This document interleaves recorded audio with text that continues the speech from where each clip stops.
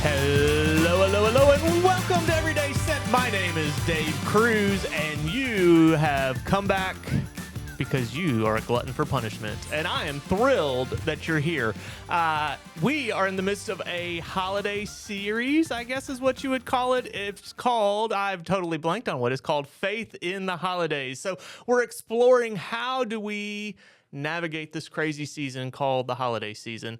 Brings a lot of busyness. It brings a lot of angst for some people. It brings a lot of joy for some people. And so last week we talked about finding peace. And this week we're talking about presence versus presence. Hope you figured out what I mean by that. You'll figure out by the end. And so I've got two ladies with me today. I got Danielle James. Hey, Danielle. Hello. And I got Abigail Maddox. Hey. And we are going to talk a little bit about what it means to be present in the holiday season, but also gift giving, presents. And so we're not going to assume that folks know who you are, though. So each of you take 20, 30 seconds, give us a flyby introduction, and we'll start with Danielle. I'm Danielle James. I'm married to Matthew. We've been married about a year and a half, and I work here at First Baptist as the family ministry assistant. Danielle works closely with my team and is the glue and sometimes the gas to what we do around here. So it's great. Abigail. I am Abigail Maddox. I am engaged to John. We're getting married in May. I'm from Bruce, Mississippi, and I serve as one of our preschool interns here for Miss Christie. And you're a college student? Yes, I go to Mississippi State, and I'll graduate in May. I'm a senior, and I'll have a secondary education degree. Awesome.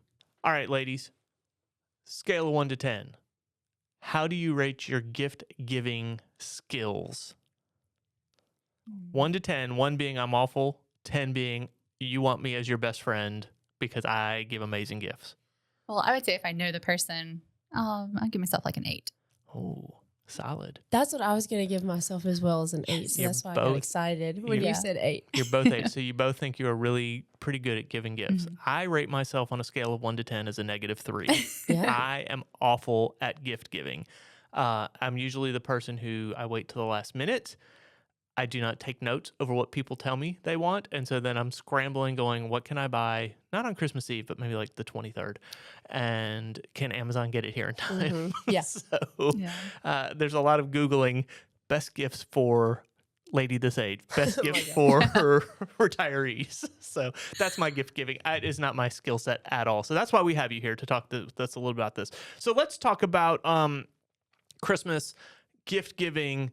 The original gift is Jesus. There we go. So that's really the heart of all that we do. And so as we approach gift giving, I think it's interesting to say, hey, we should have a philosophy towards gift giving.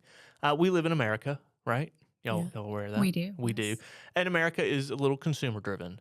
I have family members in my family who not their spiritual gift, their love language is gift giving. And they're just like, the more I give you, there's a greater expression of how much I really like you. And I'm like, hey, that's awesome, but I don't need socks for each toe. That doesn't count as a quality gift in my mind. Yeah. How do you guys balance or approach gift giving in light of, hey, we've got this consumer mindset, but we also have this mindset of we're really here to celebrate Jesus. Hopefully that's what people are doing on Christmas.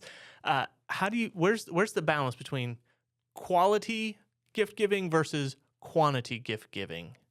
How do you approach that as 8s on the gift giving scale? I just made that up.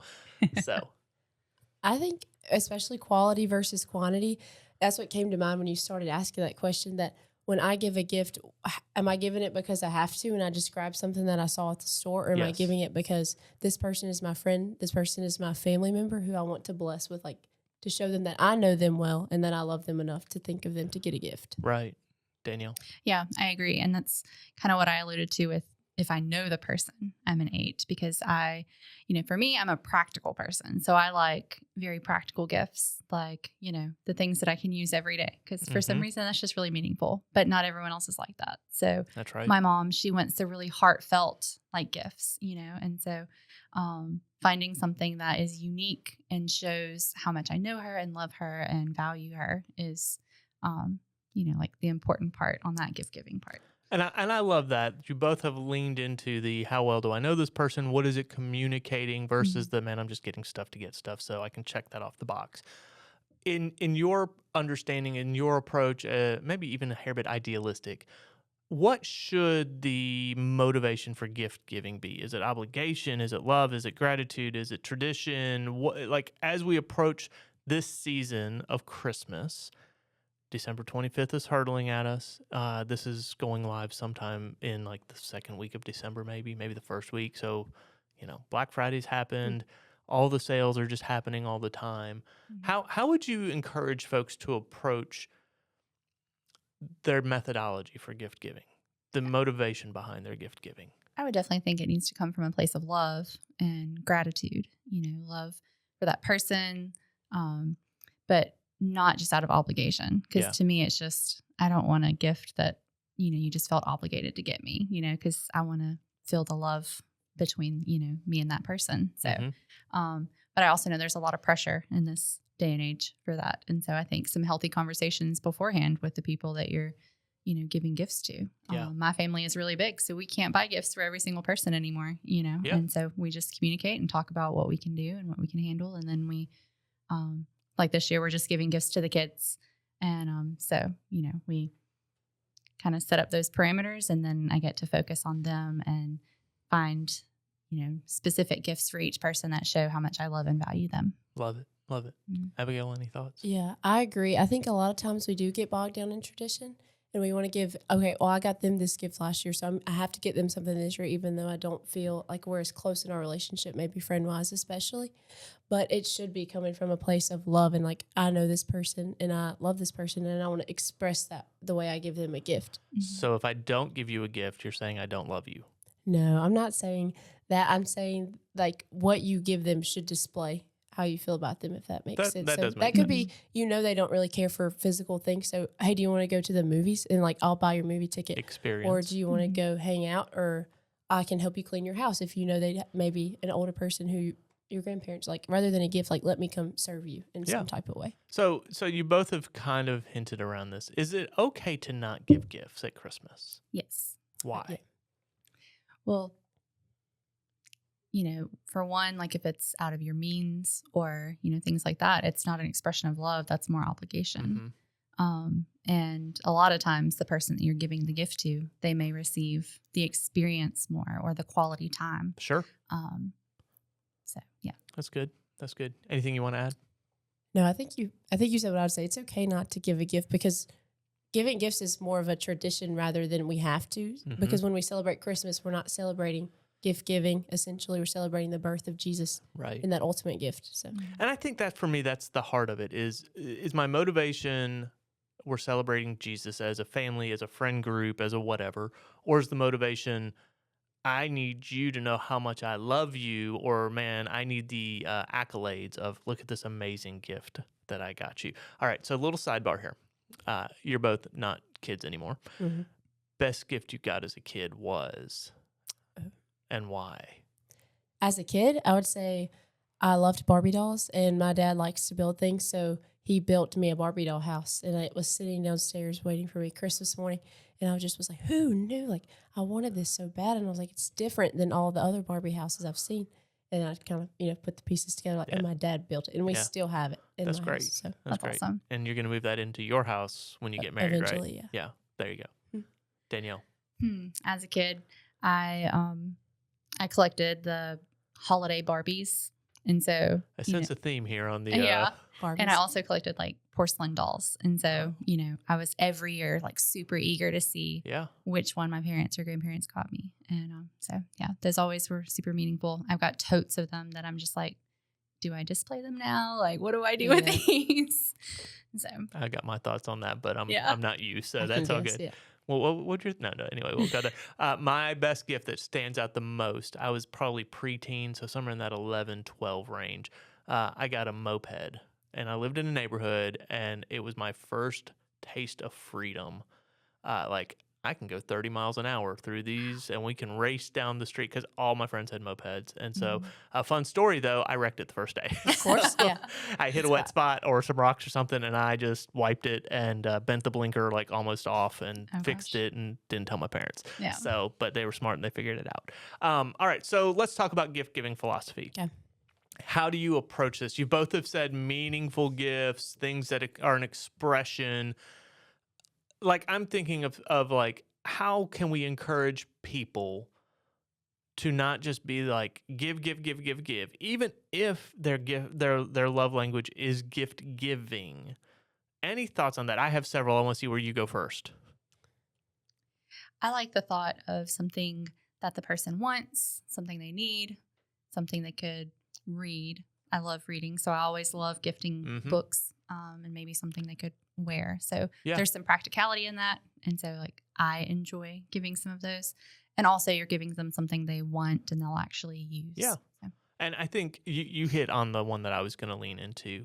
So Abigail, you have one that kind of stands out to you, or if you just are like, I just buy everything and anything for everybody? Yeah, I think that principle of the ones we kind of talked about before is definitely one I would lean toward, because I think when we get to the point where we ask for so many things and then we eventually get all those things, you kind of lose the value of, oh, well, this is a thoughtful gift, but you ask for so many more. It kind of really just makes you consider, what do I want and what do I need, versus I want all of these things, but I'm only going to use them for, so long. Yeah, I was introduced to this concept of, want, need, read, share, something like that, by a couple in Cookeville, Tennessee. And, originally when they brought it and told me about it, I was like, well, y'all are weird.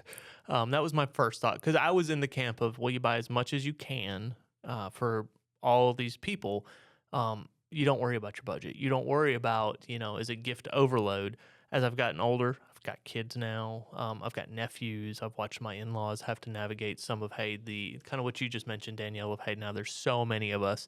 How do we do this well?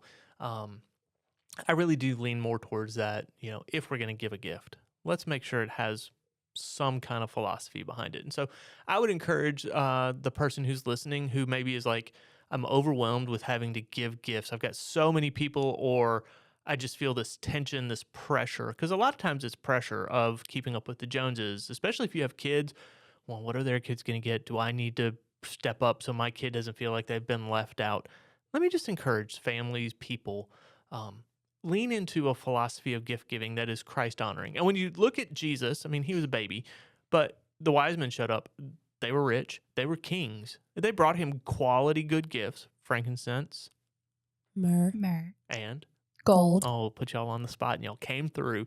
They gave him three things that are recorded. There may have been more, but they recorded three things that were valuable, beneficial for Jesus and his family, And so I think as we approach gift giving, if we're going to give a gift, I think we need to have a philosophy that is like, hey, there's purpose, there's intent, there's thoughtfulness. And as a parent, I sit there and think, if your kid understands that, then all of a sudden it's like, hey, we don't give just to give. We give for the sake of expressing our love for you, or the reality of our relationship. So, I may give one kid candy and the other kid a PS5. Yeah. No, I only have one kid, so it doesn't matter. But just stuff like that. So my take on a lot, though, is sometimes we get so caught up in the gift giving, the hustle and bustle of having to go buy or be online and order, and then all this time to wrap gifts and then have to hide gifts. Okay, side question. Did y'all go seek out your presents when you were a kid? Did No. you did not? I love surprises. That did not surprise me. No. And when I saw my siblings seeking them out, I helped block them and Did you go rehide tattle them. on them? Well, no, I would just if I knew where they were, I would just either put barriers between them and that, or I would hide them somewhere else and then I'd forget. And then years later we'd find it. I was the kid finding them and taking a razor and opening the tape up and unwrapping it right then, and then properly taping it back. So I knew exactly what I was getting on that Christmas doesn't Day. surprise me about you. Yeah. Not at all. Because I would fib on myself if I tried that. Yeah, I wasn't safe back then, so it's all good. Yeah. So I think the best gift that we have at Christmas, though, that sometimes gets taken because of the hustle, the bustle, the pressure, is presence, Mhm. Presence, not TS. So Mhm. it's being present in the moment with our family, with our kids, with our friends. So how do we balance this? Yes, we want to give, maybe. How do we make sure that our presence is more important than the present, is more valuable than the present? Have you all had to counter this, experience this, work through this at all? Yeah, I think one important thing is when you are at your family gatherings where you're going to be exchanging the presence, to be fully present Mhm. mentally. Don't be on your phone or on your, switch or whatever, just like zoned out doing your own thing, but be fully there and give them that time as a gift as well. Yeah. That's more of what I was thinking too. There's a difference between being there physically and then actually being present in the moment. Mm-hmm. And I think that's something that you have to intentionally do. It doesn't just happen. Like, you have to actively seek out conversation and actively, make an effort toward, okay, here's my family I haven't seen since last Christmas. Let me Mhm. catch up with them and talk to them and kind of try to pour into them what I can while Yeah. I get to them for this limited amount of time. Yeah, and I think for me, it's more, hey, we've got this whole month, and the month is just busy for everybody, more busy than normal. Everyone says they're busy, but everyone gets more busy than normal. I think if we can take the pressure off, where are places that we can relieve stress so that we can be more available for our family, our friends, our coworkers, or whomever. This is one area that I definitely think we could make a little better. I think if we take an approach towards gift giving that is more God honoring, then all of a sudden it takes pressure off. And if I'm focused on God, well, I should have a little more peace. I should have a lot more joy. And you really should have a lot more peace too. The way I just said that sounded awful. But, and then all of a sudden, if I'm not stressed, well, I'm more capable to be engaged with my spouse, my kids, my friends. I'm not as likely to be distracted. I'm not as likely to fly off the handle if they, say something wrong, or, they set the table with the forks on the wrong side or whatever Yeah. it may be. I think it's more, then I can lean into the things that really are the expression of the season. I can lean into that Christmas music a little more that's pointing me towards Jesus. You're both giggling because we've talked about Christmas music, and I have a little different view on that sometimes.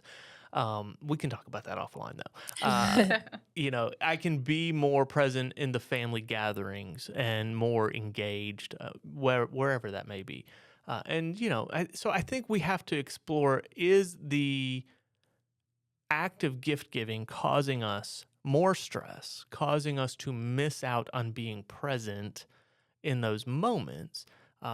Does it help simplify the season in such a way that it's way more engaged, or I'm way more engaged? I'm enjoying it more, or is my gift giving tension getting in the way of enjoying the season? And I think a lot of times we let things get in the way. And so that's where I go, we have to identify those places. Now, I don't want people to hear me say don't give gifts. I like getting gifts. Hint, hint. Yeah. But at the same time, I don't want it to be an obligation. Yeah. So, how do we manage that? How do we, and I don't know that there's a right answer. Everyone's a little different on that, right? Yeah.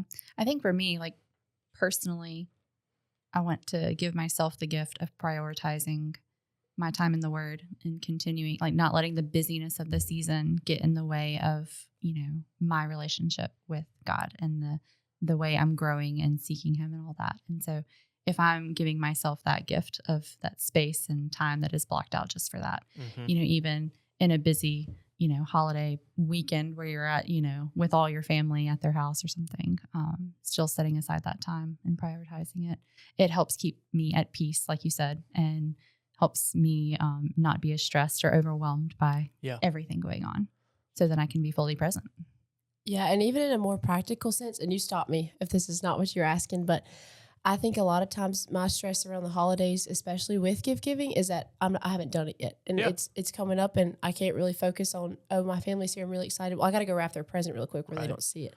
So I've started doing, especially during the year, they'll have sales a lot, and if I see something, I'm like, oh, my brother likes the Dallas Cowboys, well, I'm going to go ahead and grab him that Dallas Cowboys shirt Right. while it's on sale in the middle of the summer right now, and I'll just tuck it away. Yeah. So one, that saves money, and two, it's done by the time Christmas comes. I can just pull it out and wrap. I've already got a few bought for this year already because Look I'm at you. trying to That's be awesome. better before December. But Yeah. Yeah. And we're recording before December there, so it's good.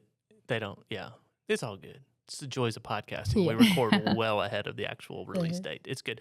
All right, so let's talk kids for a minute. Neither one of you have kids yet, but you have nieces and nephews. I do.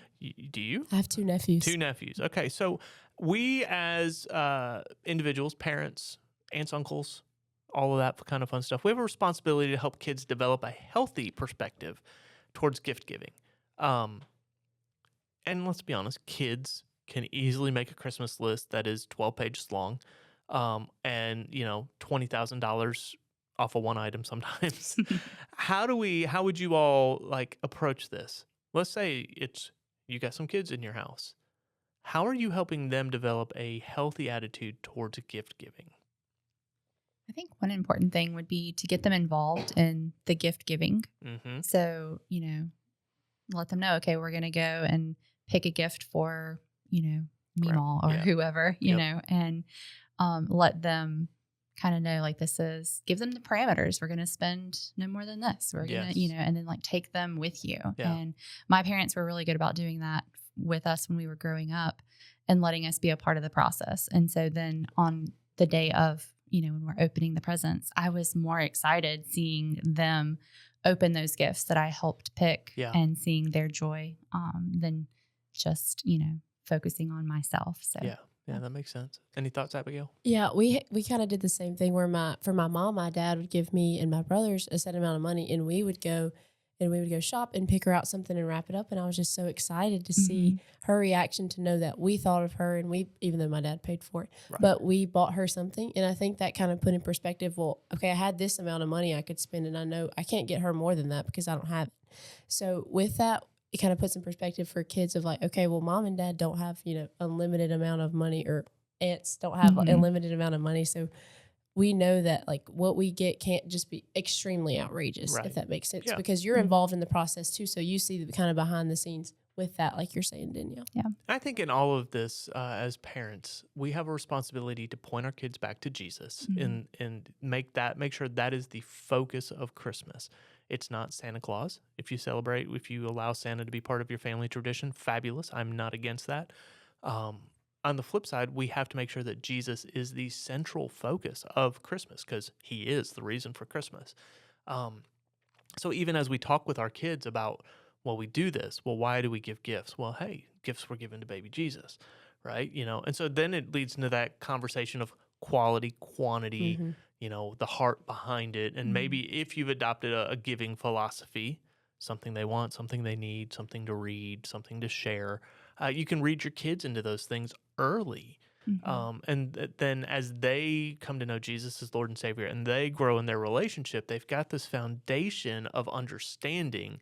So even as they come into more resources, which hopefully they'll grow up and launch well and be able to survive on their own and provide, they have this healthy foundation of gift giving, not this stressful obligation of, well, I have to give you this because you're this person, and that means you have to get this much of a gift in terms of financial value and all of that. Right. I think the other thing to talk through is your kids are always going to be disappointed that someone got something they really wanted. The post-Christmas experience. Johnny Boy got the PS5 and all I got was the Switch, whatever it may be. I didn't get the top of the line Barbie dollhouse. I got, the I don't know what the Dollar General, the dollar store version of the Barbie house. Talking with your kids through how do we develop an appreciation for what we received, and how are we thankful for those things, even if it didn't quite meet maybe the desire.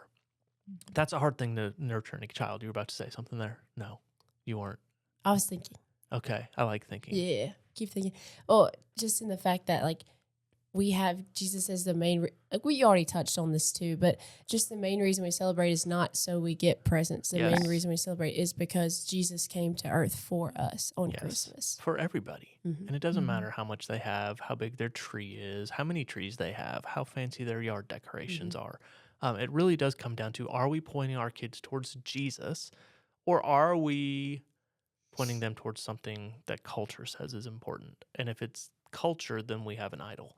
Mhm. And God doesn't tolerate idols. That's a big challenge during this season, though. Yeah. Yeah, for And sure. so we want parents to hear us say, we're happy to talk with y'all about this. Abigail is the preschool intern. She's an expert gift giver, and she can probably help you navigate all that. Do not come to me for gift giving advice. I can tell you that right now. I will just be like, yeah, get them some socks, and they'll be thrilled. All right. Wrapping it up, we got just a couple minutes left. If it was Christmas Day, the tree is up, your family is all around, what is the one gift that has to be under the tree for you this year? Matthew and John, I hope you're listening.